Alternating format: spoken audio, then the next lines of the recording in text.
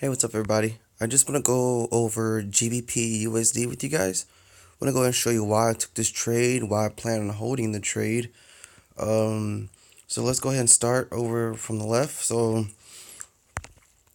let's walk through this one by one, okay? So this trade setup particularly started on May 22nd, May 23rd, right around there. Why do I say that? Because that's the first time that we started. That was our first swing low of this pattern right here, which is called an expanding wedge, I believe. I'm not sure on the technical name. I'm pretty sure it's expanding wedge or something like that. But essentially, what we have here is lower lows and higher highs at the same time. Now, this particularly happened after a series of lower lows. It's kind of been up top levels for a while, and then now once we're down here, like I said, starting in May, we had a series of lower lows and higher highs. Now, all I did was I took a trend line and I connected my higher highs. Connect, connect, connect, connect. And I can clearly see that we're creating higher highs. Now, if I look at the bottom, connect my lower low to my lower low again to my lower low, and I can start to see the pattern is forming. All right, now this is a breakout pattern, so we either have a break up to the top or to the bottom. Now, right now, we've just formed essentially a triple bottom or inverse head and shoulder if you want to form it. Now, I already started theorizing that this was going to happen after I noticed something. And let me show you guys what I noticed. So down here, we're going to read these charts one by one. So let's see. 1, 2, 3, 4. So this is our fourth lower low right here. And what we have is a signal that the buyers are coming back into the party, right? Why do I mean that? Okay, well, by looking just clearly at my map, I can see we have a lot of black candlesticks, bearish, and we also have a lot of white candlesticks, bullish. So this is telling me that the bulls are starting to get strong again. They're starting to get interested in these prices. Just because I see an equal amount of both of them, all right? So that's one thing I noticed. The second thing I noticed is that we have some doji candles appearing at this touch. Doji, doji, doji. Definitely a sign of power is flipping over. You know what I mean? So um, we come back up. Now that formed underneath this level that I highlighted here. So that formed down there. It came up, but it wasn't able to fully break that level. So we come back down here for a fifth touch. And right here we have a what's called a inside trade move, where the white candle is inside the black candle, but the white candle breaks out above that parent candle, which was followed by a couple more doji. So again, every time we come down this trend line, we have a bullish reversal pattern happening. There you can see it better there. See how the white body, sorry about that. Notice how the white body is what's inside the black body.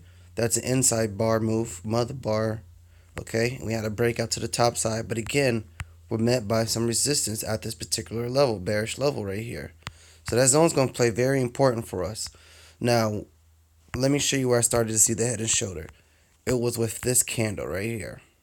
This white candle was a major sign for me. You can see um, it's a bullish hammer. Now, the big thing for me was the location of it. Notice the location of the bullish hammer formed over here, right next to our doji. See our doji over there?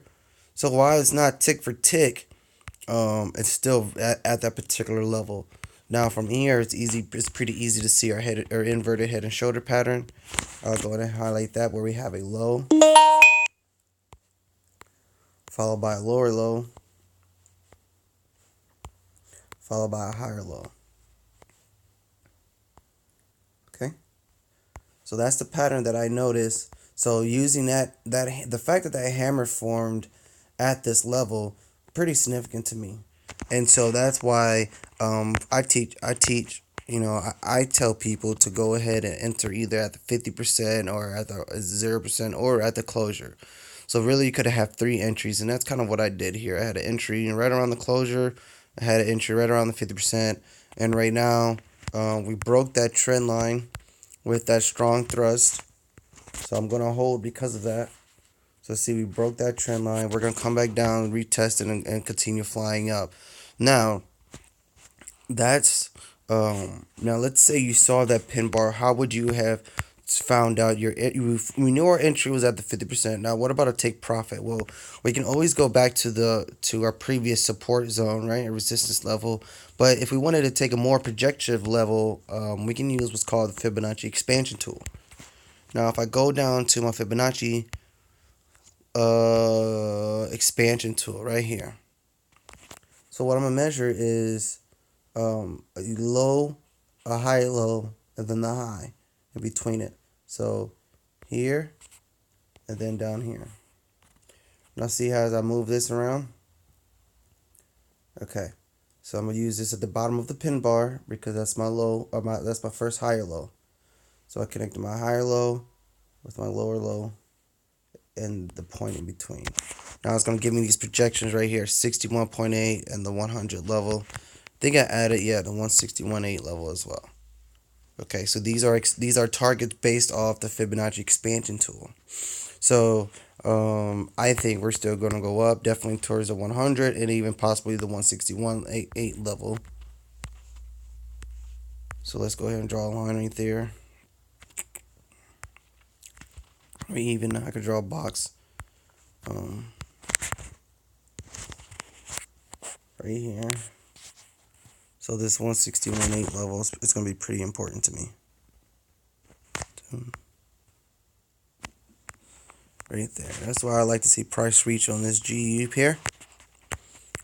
Based on those technical analysis of GU right there, head and shoulder, pin bar, Fibonacci expansion. So yeah, your Fibonacci expansion would have got you your take profit today. You could have took that. I'm gonna hold this trade for the long term. And yeah, that's pretty much it, guys. I hope you learned something. Let me know if you have any questions.